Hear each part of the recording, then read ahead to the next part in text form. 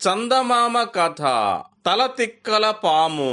పూర్వం ఒకప్పుడు నాగలోకంలో ఒక మహానాగు ఉండేది. ఆ పాము సర్పరాజైన ఆదిశేషుడి ప్రాపకం సంపాదించి ఎప్పుడు ఆయనను ఆశ్రయించుకొని వెంటే తిరుగుతూ ఉండేది. ఒకనాడు ఆదిశేషుడు ఆ నాగుతో, ఏమోయ్, నువ్వు అస్తమానం నన్ను కనిపెట్టుకుని తిరుగుతున్నావు. నీ మనసులో ఏదో కోరిక ఉన్నట్టుంది.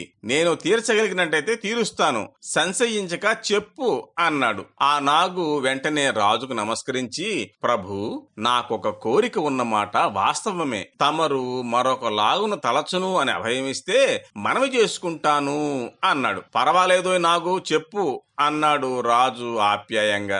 రాజు సమ్మతించినందుకు నాగు పొంగిపోయి, స్వామి, ఆశ్రితుల్లో ప్రధానుణ్ణయి గొప్పవాణ్ణి అనిపించుకుంటున్న నాకు తక్కిన అన్ని నాగులకు మళ్ళీ ఒకే ఒక తలకాయ ఉండడం బాగాలేదు. ప్రభువులకున్నట్టు 1000 శిరస్సులు కాకపోయినా ఒక్క 100 తలకాయలైనా నాకు ఉండేట్టు అనుగ్రహించండి, ఇదే నా ప్రార్థన అని కోరాడు. ఆదిశేషుడు నవ్వి, వెర్రివాడ, నాకు 1000 తలలు ఉన్నాయి అంటే ఊరికే కాదు, ఈ భూలోకాన్నంతటినీ ఆ తలల మీద మోయవలసిన విధి ఒకటి ఉంది కనుక అన్ని అవసరమయ్యాయి గాని లేకపోతే నేను మీ అందరికి మళ్ళీ ఒకే ఒక్క తలతో సుఖంగా ఉండేవాణ్ణి. 100 తలలు కావాలని 200 తలలు కావాలని కోరుకొని లేని బెడద తెచ్చుకుంటివంటే ఆ తలలన్నిటికీ సంరక్షణ చేసుకోలేక ఇబ్బంది పడాలి. కనుక ఉన్న ఒక్క తలతోనూ తృప్తిపడి ఊరుకోవడం మేలు అని సలహా చెప్పాడు. కాని నాగుకి రాజు మాట నచ్చలేదు.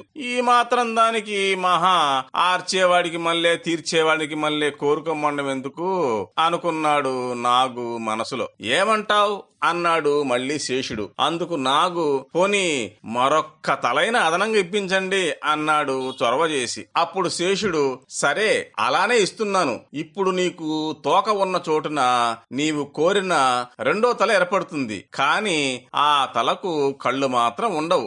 ఏమంటే నీ మొదటి తలకు మళ్ళీనే ఆ తలకు కూడా కళ్ళుంటే అది నీ శరీరాన్ని అటు లాక్కుపోతానంటుంది. ఈ తల ఇటు ఆ తల అటు లాగటం మొదలు పెడితే నీ పని అయినట్టే. కనుక కళ్ళు గల నీ మొదటి తలే నీ శరీరాన్ని నడుపుతూ ఉంటుంది. 2వ తల అలంకారంగా ఉంచుకో అని చెప్పి పంపేశాడు. ఇప్పుడు మహానాగుకి తోక వంపు కూడా తలగా మారిపోయి అతనికి ఎంతో ఆనందం, తృప్తి, గర్వం బయలుదేరినాయి. తక్కిన నాగులన్నీ మహానాగు ఆధిక్యత చూసి అసూయపడ్డాయి కూడాను. ఆదిశేషుడు చెప్పిన ప్రకారం ఆ 2 తలల నాగు మొదట కొంతకాలం కళ్ళు ఉన్న మొదటి తలకే పెత్తనమిచ్చి అది ఎటు లాక్కుపోతే అటే వెళ్తూ ఉండేది. కాని ఒకనాడు 2వ తల దానితో, నీవు నన్ను ఏరికోరి తెచ్చుకున్నావు. అటువంటప్పుడు పాత దాని మీద కన్నా నా మీద నీకు ఎక్కువ మక్కువ, ప్రేమ, ఆదరణ ఉండాలి కదా. చూడగా అటువంటి లక్షణాలు ఏవీ లేవు సరిగదా. ఆ ముసలి తలతో సమంగానైనా నన్ను చూడకపోతివే. ఈ పక్షపాత బుద్ధి నీకు ఉండడం న్యాయమేనా అని సనగడం మొదలుపెట్టింది. అప్పుడు మహానాగు, పెద్దవాడు, సర్పాలకు రాజు అయిన ఆదిశేషుడి సలహా ప్రకారం నడుస్తున్నాను. ఒక ఇంటిలో పెత్తనం ఒకళ్ళకే ఉండాలి గాని ఇద్దరికే ఉండడం మేలు కాదు సుమా అన్నాడు. అప్పుడు 2వ తల, అందుకు నేను ఒప్పుకుంటాను. కాని ఎల్లకాలం దాని పెత్తనమే అయితే ఇక నా పెత్తనం ఎప్పుడు? కొన్నాళ్ళు నేను సాగిస్తాను, దాన్ని ఊరుకోమనండి అని చెప్పింది. ఈ మాటకు మహానాగు, నువ్వు చెప్పిన దానిలో న్యాయం లేకపోలేదు. కాని దానికి ఉన్న అనుభవం నీకేది? అన్నిటికంటే ముఖ్యంగా దానికి కళ్ళున్నాయి. సర్వేంద్రియాణం నయనం ప్రధానం అని పెద్దలు ఊరకే అన్నారా? అన్ని అవయవాల్లోకెల్లా కన్ను ముఖ్యం. కన్నే లేనప్పుడు నీవు పెత్తనం ఏం చేయగలుగుతావు? కనుక లేనిపోని బెడదలకు పోక అక్క వెనక చెల్లికి మళ్ళీ నిశ్చింతగా ఉండు అన్నాడు. పైత్యం చేసిన వాడికి పటిక బెల్లం చేదు అన్నట్టు ఆ సలహా ఈ 2వ తలకు నచ్చనే లేదు. నచ్చకేం చేసింది?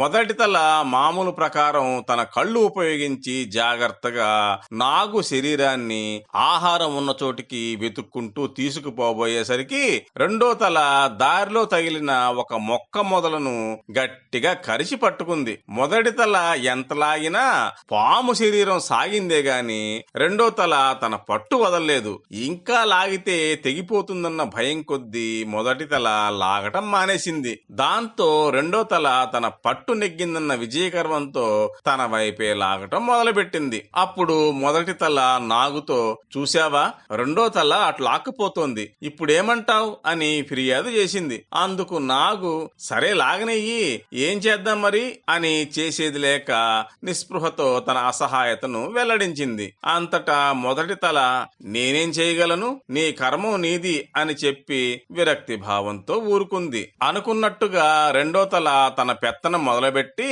తన సరదా తీర్చుకోబోయింది. ఒక రోజున నాగుని మొదటి తలని కలిపి బరబరా లాక్కుపోయింది. ఎక్కడికో దానికే తెలియడానికి కళ్ళుంటే కదా.